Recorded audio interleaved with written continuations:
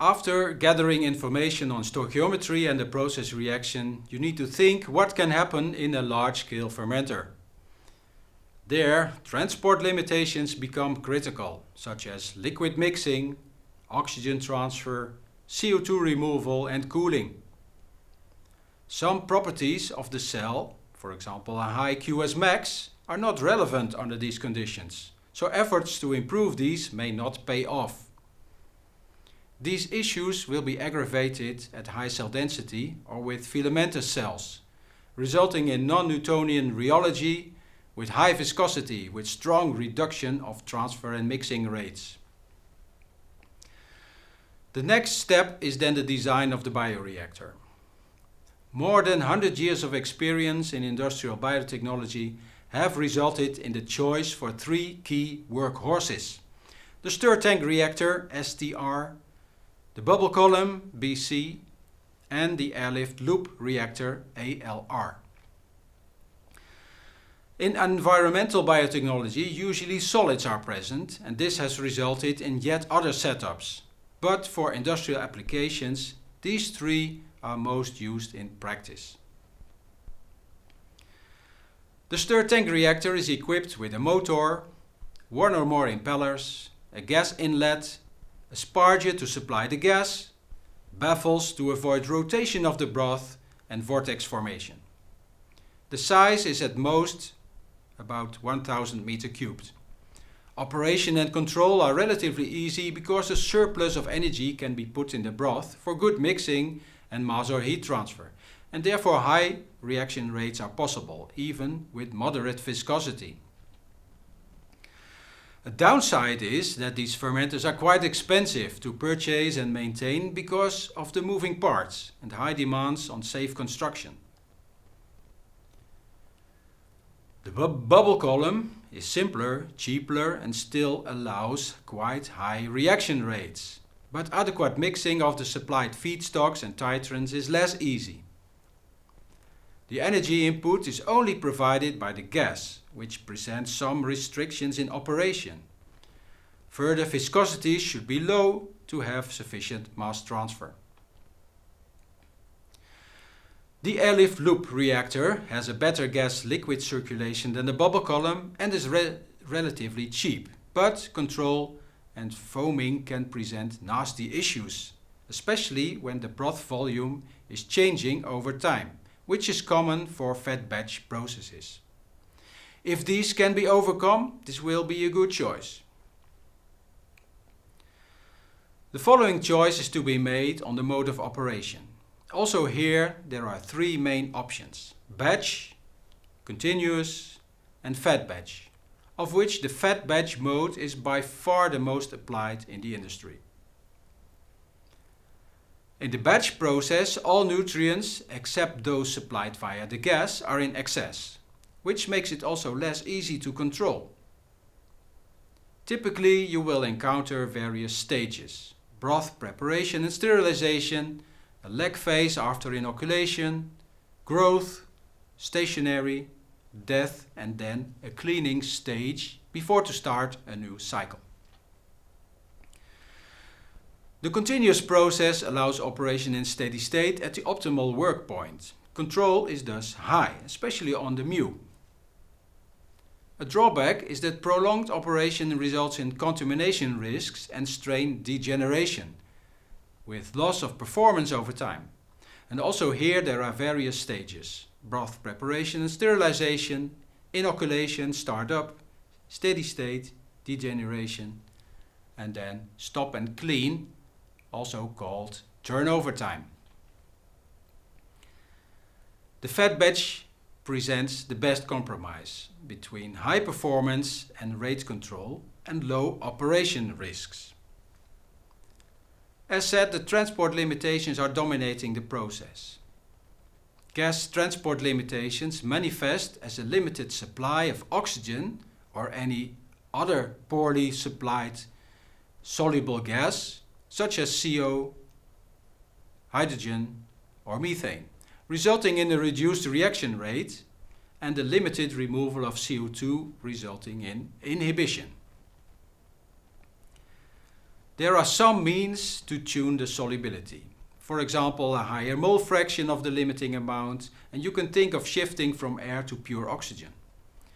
A higher absolute pressure, a lower temperature, and a lower salt concentration. High salt can be used for the so-called salting out of the gas. The mass transfer rate is then the product of a mass transfer coefficient, known as the KLA, and the driving force, which is the solubility minus the actual concentration in the broth. The KL is the resistance coefficient and the capital A the total bubble area. Often we use a small a, where mass transfer is expressed per unit volume. The solubility of CO2 is about 30 or 40 times higher than the oxygen or the other gases, which can cause toxic stress for the cells. The KLA is mainly determined by the bubble size. Larger bubbles of about 6 mm are easily coalescing and give a modest KLA.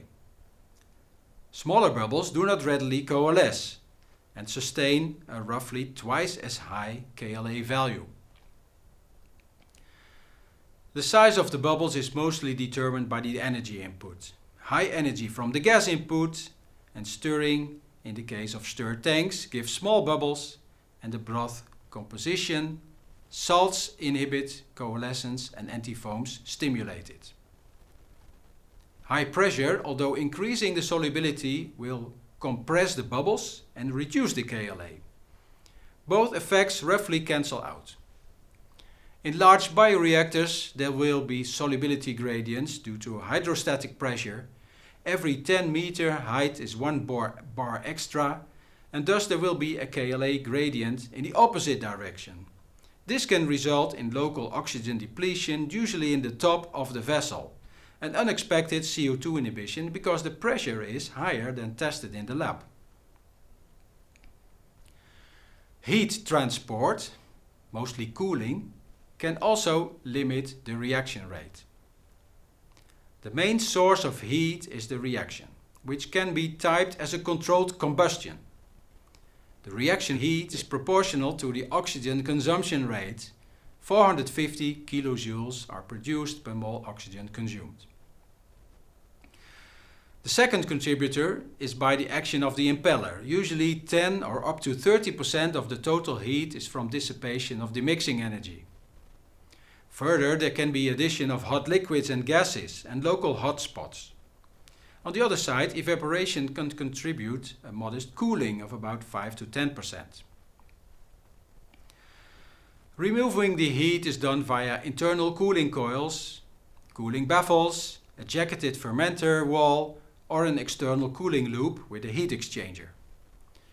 The design of the cooling system is governed by a good balance between the transfer of heat through the cooling surface with a certain area and thickness and the convection of heat at the site of the cooling agent, mainly determined by its temperature and flow rate. The larger the vessels are, the more difficult cooling will be because the area to volume ratio scales with the tank diameter. Thus, in large bioreactors, cooling will mostly be done via external loops that have a high duty but also presents risks of oxygen and sugar depletion in the loop, contamination, shear damage by the circulation pump, as well as a cold shock because the temperature drop in the loop can be easily 5 degrees centigrade or more. Liquid mixing is the fourth possible main limiting factor. To understand mixing, first the liquid flow patterns should be clear. In bubble columns there are two main flow regimes. Homogeneous, when the superficial gas velocity, which is the gas flow rate divided by the cross-sectional area, which is actually not a real velocity but rather a measure of energy, when this superficial gas velocity is less than about 6 centimeters per second.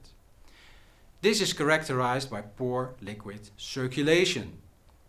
When the superficial gas velocity is higher than 6 centimeters per second, we have a heterogeneous regime with much increased liquid circulation and mixing.